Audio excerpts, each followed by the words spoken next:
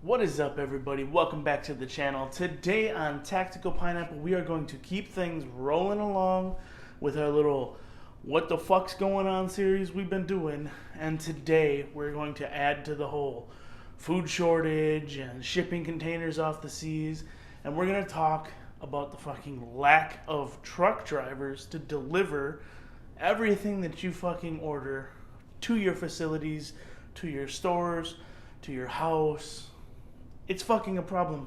It's a massive problem. So we're going to talk about it.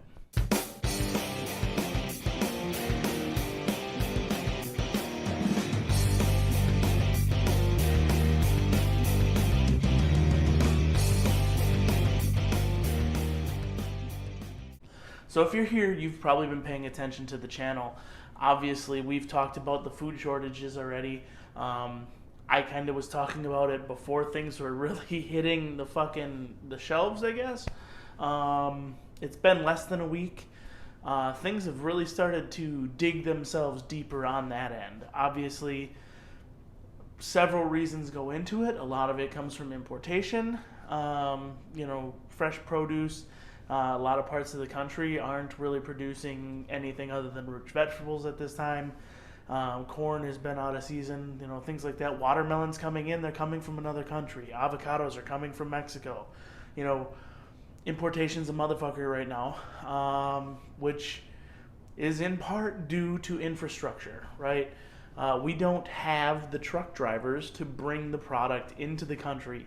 We don't have the truck drivers to bring the product across the fucking country. As long as, if your head hasn't been under a rock, even the fucking news is actually talking about the shortage of drivers, right? This has been a problem since before the pandemic. It's about 30% worse post-pandemic than it was prior to the pandemic, but the amount of people needed to deliver products every single day goes up. So as more and more people buy things online, as more and more people start their own businesses, as more and more people just generally start doing things they didn't usually do in the past. So receiving products delivered to your house, you wouldn't think that's a big deal, but a lot of individuals used to just get things delivered to their work. This helps. So when everybody's at one place and you have a truck driver delivering multiple items to a single location, it obviously bears some of the burden of all the extra deliveries. A lot of people are working from home now. That means you've got multiple deliveries for the same companies essentially going to multiple different places. This requires more drivers, which is part of the reason why there's more drivers needed. Another thing is it's an aging workforce. This is a problem everywhere. As the individuals who work in the field get older, they age out, they begin to want to retire. Shit going on with the pandemic is forcing people to want to retire early. People don't realize this because they kind of get this sense of, what really matters and what a good paying job is from the media. Driving a truck can pay extremely well. It can be a very lucrative job if done right, and especially if done for yourself. If you own your own tractor, you are fucking golden. It's going to be work. It's going to be hard work, a lot of on-the-road time, but you can make some fucking bank on it. So if anybody's out there considering becoming a truck driver, this is my PSA and my 2 cents into the whole thing. Do it. Don't worry about what anybody says. Oh, you're just a fucking truck driver. Some of the smartest, nicest, coolest, most badass, patriotic people I've met are truck drivers. So there's absolutely nothing wrong with the profession. I would consider doing it myself if I didn't have a family, if I didn't have roots, and I was literally looking for something to just pick up and go and be in a different place all the time. That definitely is something that's kind of cool about the job. So if that's in your wheelhouse, go for it. And there's a high demand, so there's going to be higher pay right now, especially. So, little known facts. Semis only make up about 4% of the vehicles actually on U.S. roads, but they touch and deliver 71% of all products economically through this country. So, extremely crucial stuff. There's a shortage. Now, they're literally talking about these ports in Los Angeles and San Jose are going to move to 24-hour-a-day operations. Great. It's going to help a little bit. But there's nobody to bring the shit. There's no truck drivers to pick it up and deliver it. So y'all can be open 24 hours a day. All you're doing is emptying ships and stacking containers. It does nothing for getting products to people on, and that's something everybody needs to understand. Things that people take for granted. You know, we're coming up on Christmas. We're coming up on the holiday season. A lot of people buy those like cheap fucking fleece blankets and give them out to just randos, you know, that you have to run into at parties and stuff like that because it's an under $5 gift. Everybody can use blankets. The more blankets you have, the less money you have to spend on heat. Whatever. I use them for my dogs and now for my kids' guinea pigs because, yeah, I said guinea pigs. We started with 1, now we have 4. It's a whole fucking thing, but whatever. I'm starting a fucking farm. Those things aren't going to be available this year. Those cheap Chinese fucking garbage fleece blankets aren't available this year. Fabrics that people tend to rely upon aren't going to be here this year. Crafting supplies that a lot of people use aren't going to be here this year. There's just a lot of stuff that people don't realize how affected they're going to be. All that being said, I was asked a question today by somebody who doesn't follow a lot of this when I was explaining it, and they know that I kind of feel a lot of this is manufactured, because I really do. It's all kind of just incremental. It's one on top of another. There are things that have been put in place that make one happen, and then eventually dominoes start to fall, right? They asked why, which is a great question and probably requires more conversation than what I'm going to give it here. But my general fucking stance on it and what I told that person was the whole reason for it is because it's an incremental step forward toward what they want.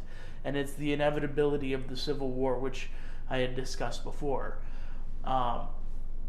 Not necessarily an all-out civil war is what they want, because they know as a federal government they actually cannot win a war against the American people. But if they can divide us apart enough, which, look around, we're fucking divided in pretty much every way possible at this point. If they can divide us apart enough, and then they can actually pin shit against one another, you know, like January 6th maybe, and just kind of push and put that thumb on you, it really takes the power away from that group of individuals. If that group of individuals is the group that you are most concerned about, you now have an entire populace that's on your side to apply pressure to that group. And it's all about subjugation, it's all about control of the populace, and it's all about kind of controlling the narrative in this country to get us to that point. As I said in the Civil War video, they have taken away all of our reasons not to flip that fucking light switch on and just say go. They've taken our livelihoods, they've taken pretty much everything from us, and now they're pulling the food off the shelves. So, interestingly, if you look at the list of the top 10 things that are going bare on the shelves right now, the majority of those items can be replaced by knowing a farmer. So you're good if you're in the rural area. Like I said, the city areas are going to fucking feel the pain. Now they're talking about truck drivers, like I said, not being available to deliver. If you really want a fucking lesson in economics and how things work and how societal breakdown will happen in the United States, all you have to look up is just-in-time delivery to cities. I've said it before. I'm not going to go in depth upon it, but everything in a city is brought into that city. It comes into that city from rural areas. It's delivered by trucks. Those trucks stop delivering to a city. You have 3 days. 3. The first day, they're still going to get that last delivery from the day before is going to go on the shelves. The second day, things are going to start to run bare. People are going to freak out. They're going to panic, buy anything that's available on the shelf, even if it's stupid stuff. We saw it at the beginning of the pandemic. It will happen again. The difference is at the beginning of the pandemic, there were still trucks coming. That third day, there won't be anything to replenish the shelves. right? So that means shelves are going to be completely bare. So every single person who goes to the store is going to find an empty shelf. No matter where they're looking, the shelves will be empty. That is going to take a lot of people and put them into a panic mode. And they're going to go and try to get things that they can in any way possible, whether it's beg, borrow, or steal. And where are they going to steal it from? If nobody else in the city has it, they're going to leave the city. That's where I'm going to leave that whole subject, because I've talked about it a little bit before, and maybe I'll do a more in-depth video on that in the future.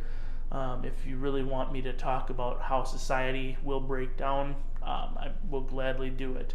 I'm also going to, in the upcoming days, work on a video for y'all that is literally civil war or a revolutionary war, as you might have it in the United States, broke down by numbers, so people can understand why the federal government really doesn't want that to happen. So if you've made it to this point of the video, I appreciate the fuck out of you. Make sure you throw me that thumbs up, head down to the comments section, say something. I will engage in pretty much any conversation. If you say some things that YouTube blocks, I can't respond to you. So it happened in the Rittenhouse video, it's happened before. I literally get an email of a comment that I would really love to respond to, but it's not there because YouTube moderates it. It's not me moderating it, it's YouTube doing it. I would really like to respond to some of you, so I'm saving up some of those comments. That'll be another video in the near future. So if you are one of my detractors, if you are one of the fucking haters, stick around. I've got your shit covered. I know what you're saying. I just can't respond in text form on the app. So I appreciate you, and until tomorrow, I've been Tactical Pineapple.